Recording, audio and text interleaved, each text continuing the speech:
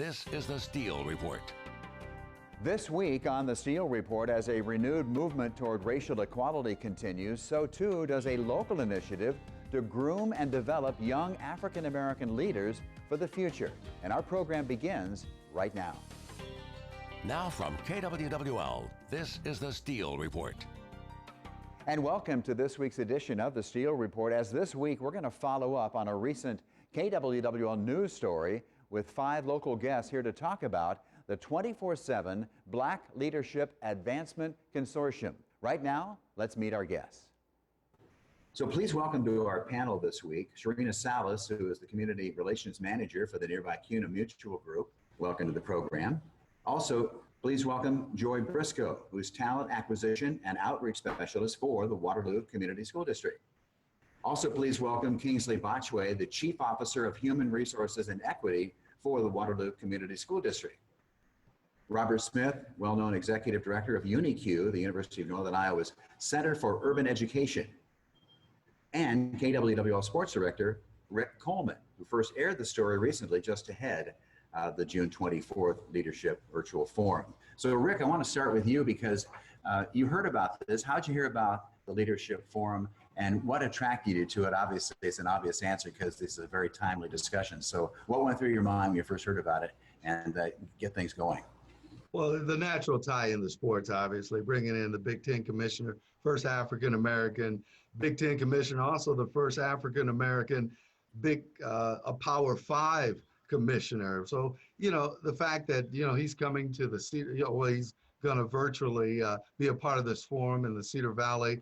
And I know Robert had some connections with him. I know Robert's been doing a lot during his time here in the community over the last 3 decades of trying to improve situations for African Americans, particularly young African Americans, and through UniQ, but also African Americans in general through his work in politics, education.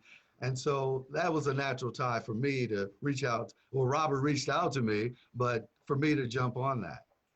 This kind of came about as a result of that kind of horrible report back in 2018, at the end of 2018, which said that the Waterloo Cedar Falls area, and particularly Waterloo, the city of Waterloo, ranked as the worst place to live for African Americans. So I noticed as we taped this today, a new survey came out that said Waterloo is the 23rd best place to live in the country. So, you kind of take those with a grain of salt. I'd like each of you to discuss this a little bit were you motivated by the 24/7 report and obviously the timeliness of what's going on in our nation today? Joy, why don't you start? Definitely that motivated us to do some very intentional focus on this initiative. I'm Waterloo native. My kids are graduates from the school district here. And so just the fact that something like that was put out about our home community, I think the group of us felt like we had to do something about it. And a lot of us had been doing work kind of separately, but we just weren't seeing the impact that we thought we needed to see. And I like that you mentioned, Ron, that there are some surveys that say this is one of the best places in the nation to live. Yet for Blacks in the area, we don't have that same experience. And so our goal is to create an environment where everyone is thriving, where everyone is able to feel like this truly is the best community to live, not only in Iowa, but in the United States as a Midwest girl. So that was a big motivating factor for myself. I think the initial motivation for everyone who's on this virtual Zoom right now was the 24/7 Wall Street Report. This is my hometown. This is my hometown as well. I'm a veteran. Joy and I both are. And then coming back to this area, we just started thinking about what could we do to make the impacts. And we were doing that in our own separate silos and just weren't seeing enough traction with that.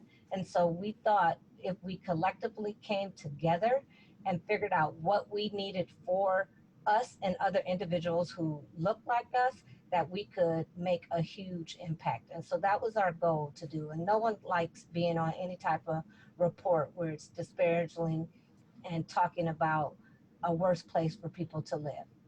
For me, coming up here about 2 years ago, it was researching the area and seeing this as a growing and budding area that I wanted to make my home. And so hearing the information from the 24/7 report was devastating for me and my family as far as the decision that we made. And I would agree with what Sharina and Joy said before me, is this is providing an opportunity for us to not work in silos in regards to changing the trajectory for a lot of African Americans in the area, and really pool our resources together to have a different conversation and move forward in a way that I know that will be best, not only for African Americans in the area, but for all of Waterloo. It's a lot easier to have talent with you, commitment individuals with you, and to be working with this group, with Serena, Joy, and Kingsley, and others that have come together, certainly means a lot to me. And so I'm willing to do anything I can from behind the scenes to help support them, do what we have to do to make sure that the next generation of young people come along and are prepared to take advantage of all of the necessary opportunities that would be available. What are your plans going forward, and how do you think that's going to play out? Going forward, we're going to set up some more high profile virtual events. That's what we're hoping. Robert has been fantastic. He has a multitude of connections all across the nation and getting people connected to what we're doing for our young Black professionals in this area. So we're doing that, but we're also working with young professionals on a one-on-one basis. Qualisha Williams did an absolutely fantastic presentation on interviewing skills and resume writing and the workplace culture that we haven't always been familiar with. And so we're planning to do that more often, but our support is also navigational. So it's not just us working with the young people. We're also working with businesses to say, we've always heard that they have a problem attracting diverse talent. We have diverse talent, so we need to work together and make sure people have jobs and have career opportunities. I see us being able to provide resources to organizations that may not have the resources themselves to hire a chief diversity officer or to hire a recruiter to retain talent and attract talent. I see us playing a pivotal role to encourage young folks to even want to have roles that they had never thought about. And I want us to start to have a pipeline of talent that companies are just overwhelmed with the application pool because it's just that great. What do you think is the key to producing great leaders today? It's really about the opportunity gap. We talk about it from a school district standpoint, from an education standpoint, that it's not that our Black and brown students can't be successful. It's that they don't have the same opportunities. The piece of this that is problematic is, being one or being the only African American or being the only a Black person or a Black board member in meetings or in higher leadership positions or higher middle management positions is no longer acceptable. I think we're getting that with the tides that are happening across the country with protests and other things. And I believe that we are at a critical point where we have an opportunity to step into an area of growth, not only, again, as I speak about making sure that we focus on African Americans and Blacks in this area and make sure we're pushing for that excellence, but it matters for the greater Cedar Valley area. If we can really reduce that opportunity gap, we'll make some measurable changes within that data from the 24/7 report and do something that I think will be exciting and something that can be done throughout the country. Our citizens, our white community leaders have a responsibility because if they offer the opportunities and give, young people a chance, I've always said, I don't know if anybody ever became qualified to do anything without being given a chance first. We're where we are today is because we were allowed an opportunity to achieve. It's the old saying, growing up in the South, they used to always say, pull yourself up by your bootstraps. Well, I can't pull myself up by my bootstraps if I'm walking in flip-flops.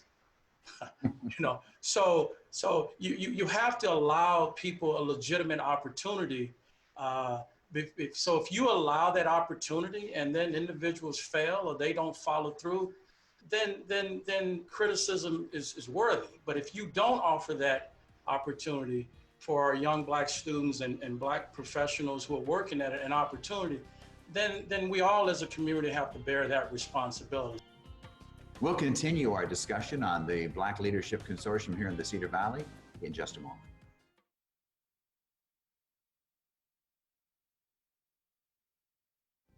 So welcome back to this week's edition of the Steel Report. We are talking about really kind of a new initiative here in the Cedar Valley, the 24/7 Black Leadership Advancement Consortium, which has really just had a great event here recently with the Big Ten Commissioner coming to the area virtually, of course, because of COVID-19. Rick Coleman, our sports director, I want to bring you back into this now. So what's going through your mind as far as the effect? I think you want to talk, Rick, about the value of education. Even in the African-American community, has always been considered the great equalizer. You get the degree or the multiple degrees, you'll get a chance to participate in the society successfully. And one of the things that the Wall Street Journal 24/7 report had that really degraded Waterloo was the fact that a lot of African Americans were failing at the elementary and at the high school level, weren't getting their high school degrees. And I mean, it's hard to do anything successfully in the society if you fail at that level, as compared to the white counterparts. That's problematic for me as an individual that works in Waterloo schools, but also for my kid. You know, I have a kid that goes to Kitcher Elementary. And so with that thought in mind, seeing the information, a lot of it is continuing to do what we've done in the last 3 years. In the last 2 years since we've been here, we've had the highest graduation rate in Waterloo school history last year. It's continuing those conversations, it's continuing the conversations and work around equity and race to make sure that we're reducing that opportunity gap and having. Yeah, I would just add, you know, having served on the Waterloo Board of Education, you know, and obviously it's been years ago, but one of the things, you know, growing up, I never heard I can't do it. I never heard that.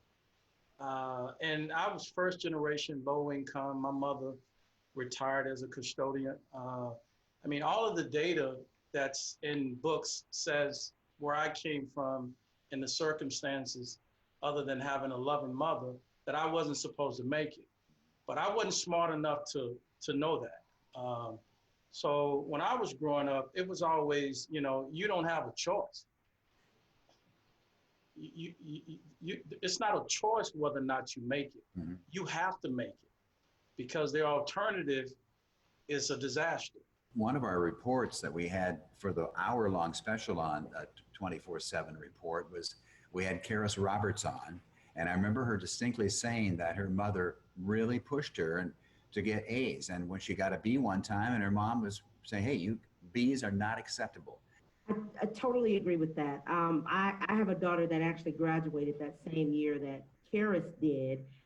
She graduated #2 in the district for all the students, the child of a single parent mom. I mean, I divorced young. By the time she was 5 years old, I was a single parent. And literally, I had a daughter. She graduated with a 4.7 GPA and became an ML scholar at the New York University. So when you tell kids that they have to achieve, and same thing, in my house, I didn't do B's. We just didn't. There wasn't an expectation that it was okay because you came from a certain mother. I had a white high school counselor, Miss Brooke Fulbright, who also told me, you don't have a choice. So when you get it at home and it's supported in the schools, 9 times out of 10, you got a winner. What are the key elements right now do you think you're doing right in this area, and where are some of the failings, or if there are any?